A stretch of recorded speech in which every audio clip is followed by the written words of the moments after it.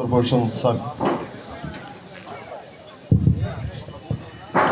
বিসমিল্লাহির রহমানির রহিম। ঢাকা উত্তর সিটি কর্পোরেশনের অর্থায়নে সদ্য উন্নয়নকৃত ৪৫ নং ওয়ার্ডস্থ উত্তরখান মধ্যপাড়া ঈদগাহ ও খেলার মাঠ উদ্বোধনী অনুষ্ঠানের উপস্থিত রয়েছেন প্রধান অতিথি হিসেবে জনাব মোহাম্মদ শফিকুল ইসলাম খান, সম্মানিত প্রশাসক ঢাকা উত্তর সিটি কর্পোরেশন। উপস্থিত আছেন আপনাদের সকলের অতি পরিচিত ঢাকা ১৮ নির্বাচনী এলাকার সম্মানিত সংসদ সদস্য জনাব এস.এম. জাহাঙ্গীর হোসেন, মাননীয় সংসদ সদস্য। উপস্থিত আছেন আমার সহকর্মী ঢাকা উত্তর সিটি কর্পোরেশনের সম্মানিত প্রধান বর্জ্য ব্যবস্থাপনা কর্মকর্তা মহোদয়।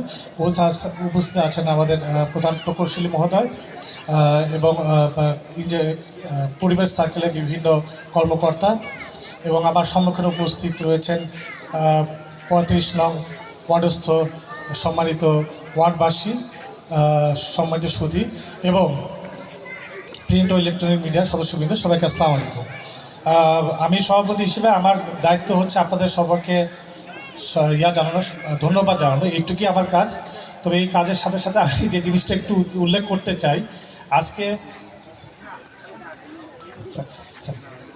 আজকে আমরা যে মাঠটি পেলাম, এটি রক্ষার দায়িত্ব যেটি বলা হয়েছে, এটি আপনাদের কাছে একটা অনুরোধ থাকবে, আপনারা যে কোনো বাচ্চা কাচ্চা এবং বিভিন্ন বয়সের এটা ব্যবহার করবে, সময় মতো আপনারা যাতে পরিষ্কার করতে পারেন। যেমন আমরা ছোটোবেলায় আমরা কিন্তু বাচ্চা অবস্থায় কিন্তু মাঠ পরিষ্কার করতাম, তো এইটা অনুরোধ থাকবে, এটা আপনারাই করবেন। এবং যেহেতু এই মাঠটি বিভিন্ন বয়সের মহিলা পুরুষ সবাই ইউজ করবে, এটা টাইমটা আপনি শিডিউল করতে পারেন যে ঠিক আছে এই সময়টা মহিলারা ব্যবহার করবে, এই সময়টা বাচ্চারা খেলবে, এই সময়টা বড় বাচ্চারা খেলবে, এইবার রাখতে পারেন। আরেকটা বিষয় হচ্ছে যে ঢাকা শহরে আমরা যারা বসবাস করি, আমরা কিন্তু আসলে খোলা মাঠে আমরা কিন্তু খুব একটা দেখি না। এবং আপনারা জানেন যে সহিহ বুখারীতে কিন্তু 953 নম্বর আয়াতে, যেটা 953 নম্বর হাদিসে বলা আছে যে হুজুর পাক সাল্লাল্লাহু আলাইহি ওয়াসাল্লাম খোলা মাঠে কিন্তু ঈদের জামাত পড়তেন এবং উনি সকাল সকাল যেতেন। তা আপনারা লাকি যে আপনারা পেয়েছেন।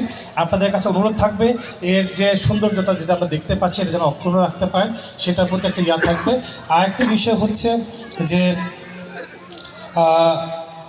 আপনারা জানেন যে এই মাঠ তৈরি করতে গেলে টাকা লাগে বা আমাদের পরিশ্রম রয়েছে। সেক্ষেত্রে কিন্তু যেহেতু আপনারা আমাদের সাথে অঙ্গীভূত হয়েছেন 2016 সাল থেকে, অনুরোধ থাকবে যে আমাদের যে ট্যাক্স রয়েছে, এই ট্যাক্সটা আপনারা নিয়মিত পরিশোধ করবেন, যাতে আমরা আরও বেশি করে এই ধরনের কাজ করতে পারি। এই অনুরোধটা আমি রেখে গেলাম। এটিকে আমার কি অযৌক্তিক কোনো অনুরোধ? এটা একটা সুন্দর জিনিস পেলাম, এটা নিশ্চয়ই ট্যাক্সের টাকা দিয়ে, আপনাদের টাকা রয়েছে, বাইরের টাকাও রয়েছে, আমরা এরকম আরও করতে চাই। এবং আরেকটা বিষয় থাকবে, এটা আপনাদের কাজ, সেটা হচ্ছে নগরকে পরিচ্ছন্ন করার দায়িত্ব আমাদের যেমন রয়েছে আপনাদেরও রয়েছে। আমরা প্রত্যেকে যদি নিজ নিজ এলাকা থেকে, নিজ নিজ বাসাবাড়ি থেকে যদি এই ময়লা কীভাবে করবো, এটাকে ব্যবস্থাপনা করবো, কোন জায়গায় রাখবো, ছড়াই ছিটে না রেখো, যে পিছনে এক গাদা ময়লা দেখা যাচ্ছে, এটি যদি এখন থেকে যদি আমরা করতে পারি, দেখবেন যে এই এলাকায় কিন্তু আপনার রোগ শোক কম হচ্ছে। আরেকটা বিষয় বলে রাখি, এইটাতে কিন্তু দেখবেন যে আশেপাশে বিল্ডিংগুলো আলাদা আলাদা দোতলা রয়েছে, এটা যখন যদি উপরে উঠে রোদ কম পড়বে, এখানে ঘাসও হবে না, সেদিকেও একটু খেয়াল রাখা দরকার যে আমরা কতটুকু পর্যন্ত আমরা অর্থনৈতিকভাবে উন্নতি করে আমরা ডেভেলপমেন্টটা নিয়ে যাব, এটাও মাথায় রাখবেন। আর আরেকটা বিষয় একটু বলে রাখতে চাই, সেটা হচ্ছে যে এটিকে সুশাসনের একটা বড় হচ্ছে যে স্টেক হোল্ডারের সাথে মিটিং করা। যেমন আজকে যেটা হচ্ছে, আমরা আপনাদের সাথে বসছি, আপনাদেরকে একটা জিনিস বুঝিয়ে দেওয়ার যেমন বিষয়টি বলছে, ঠিক তেমনই আপনাদের থেকে কিছু কথা আমরা শুনেছি। এই বিষয়গুলো আমরা ভবিষ্যতে আরও করব।